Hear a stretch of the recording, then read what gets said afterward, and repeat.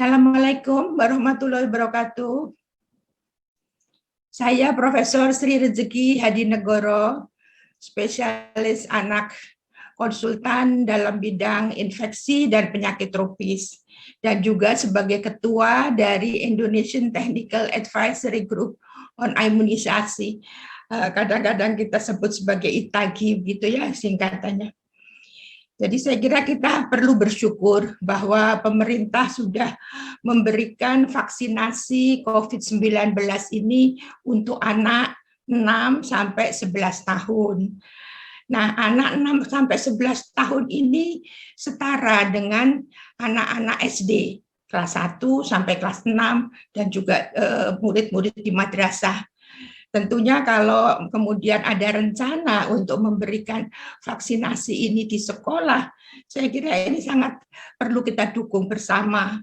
Karena kita tahu di sekolah itu juga ada satu program usaha kesehatan sekolah atau kita sebut UKS yang di dalamnya ada program imunisasi. Jadi sekolah di seluruh Indonesia SD ini memberikan imunisasi setiap tahun bulan Oktober, November begitu ya. Jadi sebetulnya pemberian imunisasi pada anak sekolah ini sudah biasa gitu ya, sudah bukan sesuatu yang baru untuk para guru, baik juga untuk para orang tua dan juga anak-anak. Namun demikian, walaupun mereka sudah biasa memberikan imunisasi rutin, karena ini suatu imunisasi yang baru, tentunya perlu beberapa hal yang diperhatikan. Hal-hal ini memang bersangkutan dengan yang berkepentingan tentunya dari sekolah itu sendiri, dari anak dan orang tua, dan juga untuk para medis dari pada umumnya dari puskesmas yang mensupervisi kegiatan ini. Hal inilah yang ingin kita perhatikan pada sore hari ini. Jadi kalau kita lihat sekolah, tentunya sekolah harus ada kesepakatan kapan akan diberikan imunisasi ini. Karena kita tahu sekolah SD ini di bawah pemerintah daerah. Tentunya harus ada dukungan dari pemerintah daerah. Kemudian juga bagaimana kesepakatan dari kepala sekolah, guru UKS, dan juga orang tua terutama.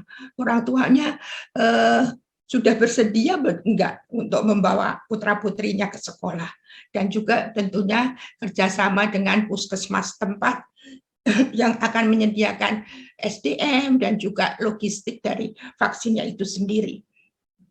Misalnya di sekolah, sebelum anak-anak ini kita vaksinasi, tentunya gurunya, kemudian juga petugas-petugas yang ada di sekolahan itu juga harus diimunisasi dulu, harus lengkap dulu 2 kali, termasuk mungkin satpamnya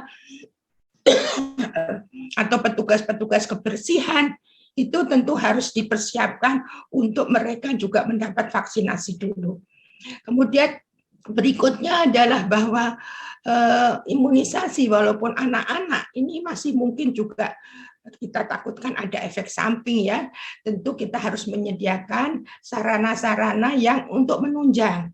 Misalnya kita harus ada oksigen, ada tempat kalau dia misalnya pusing bisa tiduran di sekolah, kemudian juga mungkin ada peralatan atau obat-obatan yang diperlukan untuk emergency.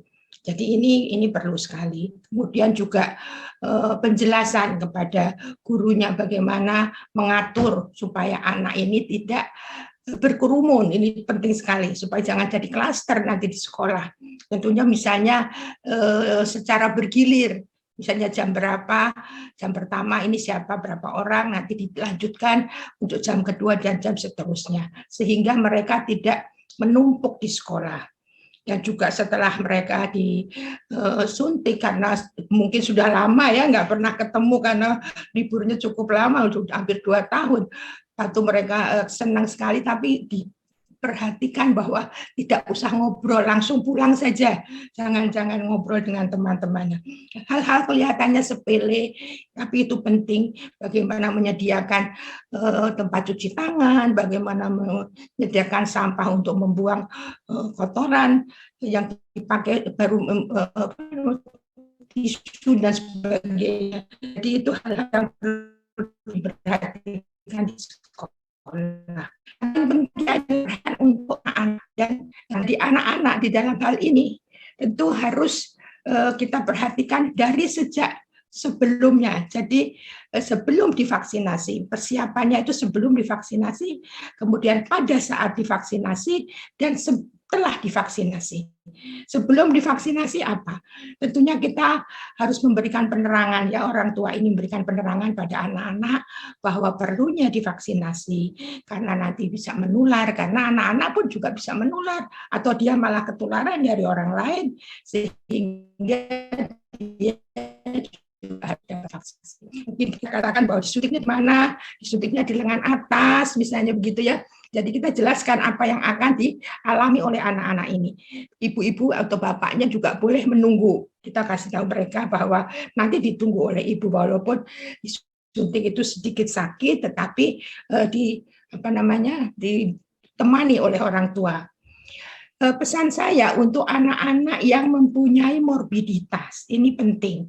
Misalnya anak ini mempunyai kelainan bawaan, misalnya jantung bawaan, atau mungkin anak ini punya penyakit-penyakit lain yang harus minum obat rutin. Nah, ini sebelumnya kita harus jaga mereka bahwa terkontrol dengan baik, kemudian juga minum obatnya dengan teratur, sehingga pada waktu disuntik itu memang betul-betul dalam keadaan sehat dan fit dan tidak ada gejala. Kalau memang masih ada gejala atau ada yang dirasakan, yang perlu konsultasi kepada dokter yang merawat. Nah, ini penting. Kemudian juga sebelum berangkat harus sudah sarapan dulu, obat jangan lupa diminum, dan pakai baju yang enak, yang longgar, dibuka, disuntik, tidak terlalu ribet gitu ya. Jadi ini juga penting untuk persiapan persiapan. Kemudian hal yang perlu perhatikan lagi bahwa sebelum dia berangkat itu tentunya kalau bisa dengan temannya itu juga lebih bagus lagi. Jadi kalau temannya nanti nggak nangis, dia juga nggak nangis karena biasanya mereka itu sangat-sangat sangat teman-teman. Jadi kemudian bagaimana setelah mereka ada di sekolah, apa yang harus dilakukan? Jadi ibu-ibu ini juga harus membawa catatan kesehatan anaknya. Jadi pada waktu dia ditanya oleh petugas kesehatan, karena ada screening sebelumnya, ada checklist yang harus diisi, itu harus dijelaskan dengan baik. Jangan ditutup-tutupi. Misalnya memang anak saya ini punya penyakit apa dan sekarang masih minum obat, disampaikan, dan mereka dan sangat teratur minum obat, berobatnya juga teratur, itu disampaikan kepada petugas sehingga petugas juga mencatat di situ kalau ada apa-apa dia sudah ada informasi. Kemudian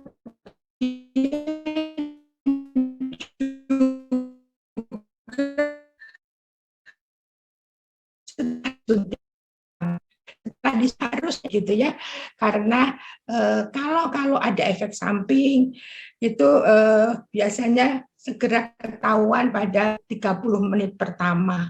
Jadi ini si ibu juga harus memperhatikan setelah disuntik selama 30 menit, perhatikan apakah pusing, apakah gatal, apakah ada dan sebagainya. Jadi itu diawasi dengan baik. Dan setelah itu baru boleh pulang, dan pulang di rumah pun selama 3 hari setelah dapat suntikan itu pun harus diawasi dengan baik. Jadi tiap hari dinilai apa yang dirasa, dicatat. Kalau perlu dihubungi tempat penyuntikan tadi, bisa konsultasi dengan tempat di mana disuntikan diberikan tadi. Kemudian juga para petugas kesehatan tentunya harus sudah siap sedia di dalam mengatasi kalau ada efek samping. Tentunya petugas sudah menyiapkan alat-alat kalau diperlukan. Saya kira mungkin itu yang paling penting, tetapi sekali lagi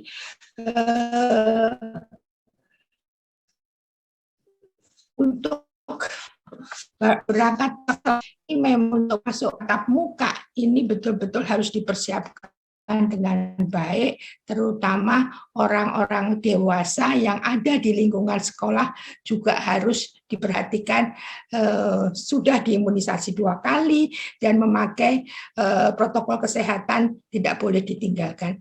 Masker dan tidak berkerumun, cuci tangan dan sebagainya itu terus harus diterapkan di sekolah selama vaksinasi ini berlangsung. Saya kira demikian hal-hal secara singkat untuk persiapan anak-anak yang akan diimunisasi di sekolah. Semoga semua apa yang kita rencanakan ini menjadi lancar dan aman sehingga anak-anak kita sehat dan tidak tertular COVID-19. Terima kasih atas perhatiannya. Wassalamualaikum warahmatullahi wabarakatuh.